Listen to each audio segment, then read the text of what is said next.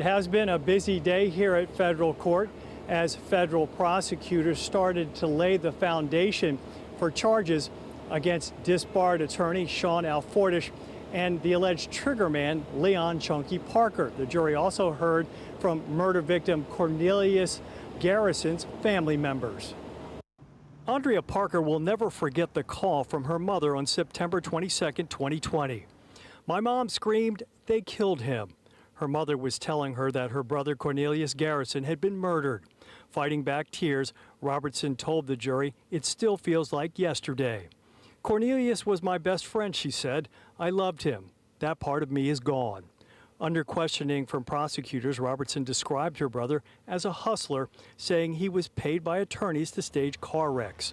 She said she knew firsthand because Garrison had recruited her to participate in one herself. She told the jury that after the crash, her brother got in another car and drove off. That, she said, was his hustle.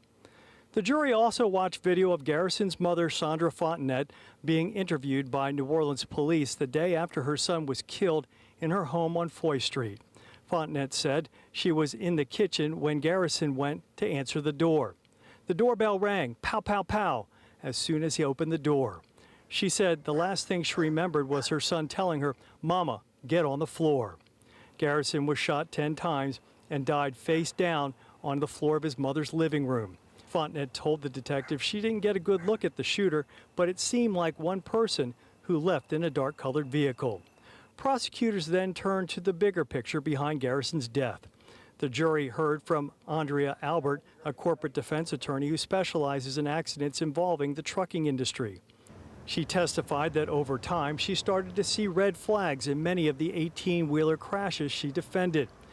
Albert said an unusual number of those accidents happened in the same area of I-10 in New Orleans East, including more than 20 near the Big Easy truck stop. She said every crash was a sideswipe, and every one happened on the truck driver's blind side. She also noticed multiple passengers in each vehicle and the same family name showing up again and again, including defendant Leon Parker's family. And most of those cases, she said, were represented by the same law firms. Records from cell phone providers also showed Cornelius Garrison's number appearing repeatedly in passengers' phone logs before and after the accidents.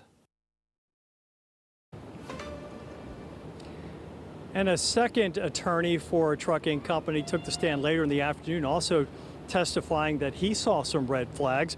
He pointed to inconsistent accounts by some of the passengers in the staged accidents, and he said that the damage to the car was too minor for the serious injuries that were claimed.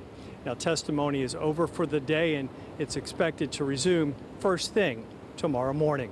We're live outside the federal courthouse in New Orleans. Paul Murphy, WWL, Louisiana.